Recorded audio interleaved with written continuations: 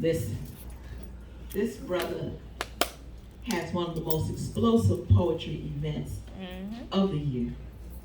If you do not know him, after tonight, you need to get to know him because he has a major show that is coming up that I want y'all to buy tickets to. Black folks, get into it. We are online. Get into buying your tickets on fucking line. You and your homegirls do some upscale shit. Buy your tickets online, okay? 2022, we shouldn't even be fucking with shit. We gotta pay at the door, wait in line and shit like that. You should be flashing your ID like it's me, bitch.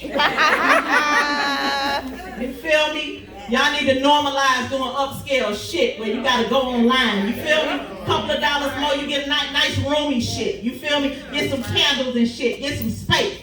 I ain't even come to preach tonight.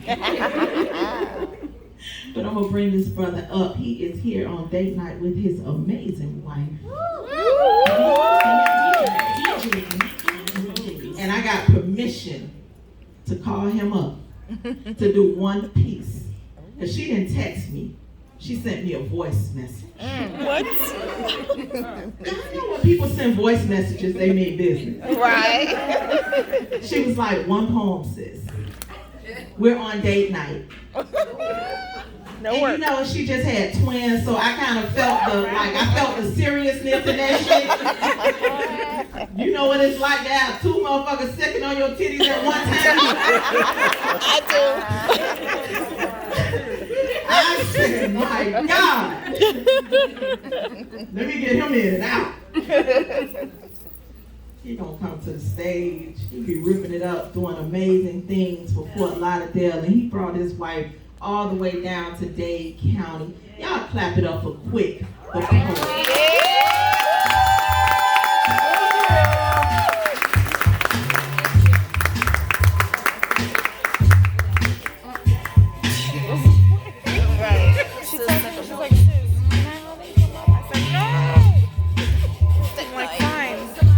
Promo.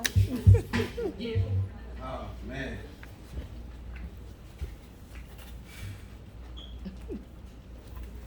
I love y'all. That's as simple as I can put it. People in general. I love y'all. It's an amazing, better say, emotional moment. My mama passed away on January 15th. And what's crazy is that, you know, what May was saying, my mom had COVID in its early stages. Like when that shit hit March of 2020, you know, so we didn't know necessarily what was gonna happen. But me and the family, we had understanding, like my mama had beat so much shit, so we wasn't even worried. She got through that. And but her heart eventually failed. I was there in I think it's Miami Shores Hospital on Thursday night. I left dinner meeting. As they said, I need to get there. And when I held my mama's hand, you know, she, you know, passed on to the next level. That was the first time I really understood what she had taught me during all that period of time, me and my brother and my cousin, about at some period of time I'm gonna pass forward and I need to move on to a certain form of energy. So the energy y'all getting from me this evening is for me, my family, and my mom. Y'all about to get this smoke. Y'all about to get this smoke. That's where I'm at. And I wanna go back to the beginning of it. Like my mama always said, you lead, and you lead with love. I just want to let y'all know how much I love y'all. That part. As May stated, I reciprocate that same energy. I thank my wife, you know, so much. Cause she know we going on date night. She like, you ain't fucking performing. My ass gonna sit there and we gonna have us a good goddamn time. We gonna set up other fucking shows. Don't Wu-Tang, don't do nothing. He love the band. Fuck them, fuck Jay-Z, fuck Beyonce.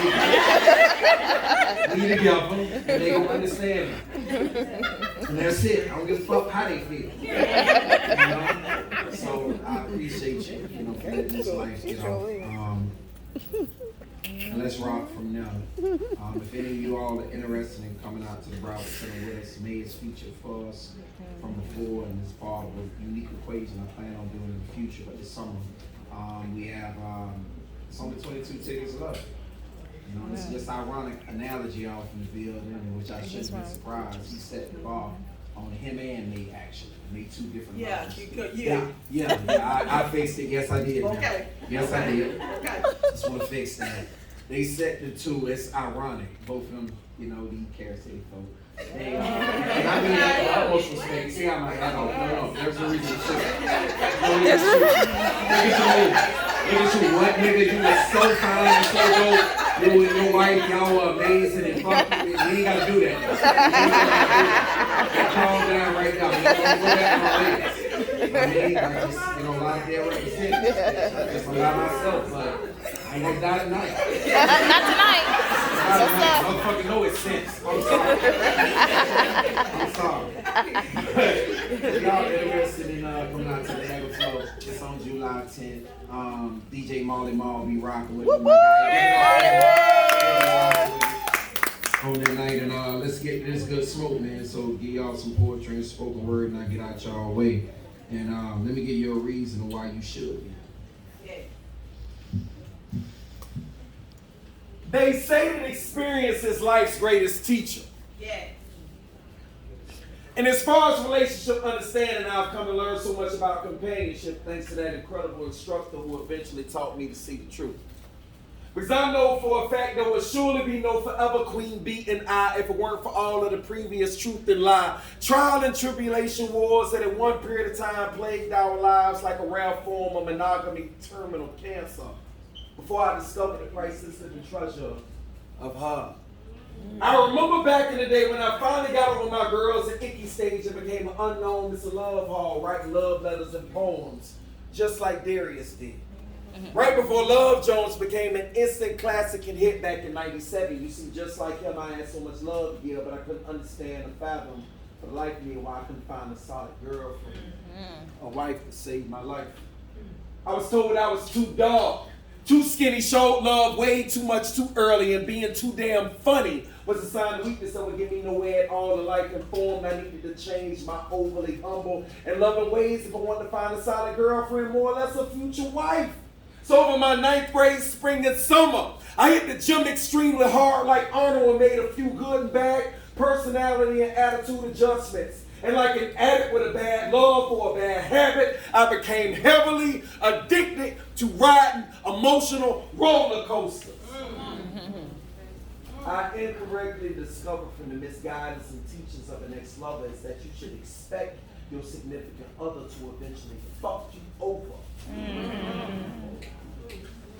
Regardless of how much you love them, you should always be prepared to have to play chess with the value of their royalty. So after an unannounced visit to their ex-lover's apartment, uncovered that all of the accusations and rumors were facts about her having another boyfriend. And that messy breakup left my heart severely broken. It shouldn't surprise anyone at all in ink therapy why that quote every action, it causes a reaction. And it makes so much sense. Quite a few hearts were unintentionally broken on that long road to recovery due to the cause and effects of my interactions with that ex-love. And for every broken heart, I'm responsible for leaving discarded. Like dead carcasses on the serial trail of reasoning that lead all the way back to my love life cemetery closet. I was never truly heartless. I was interacting with you all like that ex-lover she taught me to be in order to be happy. And I'm sincerely sorry that you all became a necessary sacrificial pawn in an emotional game of recovery to positively recover who I used to be and ultimately help me capture my queen. After my last experience prior to Queen Bee, when I found myself fighting to survive the latest mental injury suffered from what you get when you choose to boomerang through an emotional roller coaster of women like a Marcus, playing around with a bunch of Christies, Avons, and Jacquelines, and Search, Angela. It's when I finally took an honest look in the mirror and accepted the fact that people can only do to you what you allow them to do to you. Amen. And hurt people. They don't have to hurt people in order to heal. Rewind. And hurt people. They don't have to hurt people in order to heal. And from that very moment is when my full emotional recovery began. The moment that you discover that your relationship and interaction with anyone is going from that feeling of life invigoration to that vivid green realization that loving and interacting with anybody else, it ain't nothing helping. It's time for you to get off that ride. It was never a question that you can't. The question is, will you choose to listen to your experiences and exit that ride before it derails while you are on it and it's too late? If it sounds like you, exit before it's too late. Period.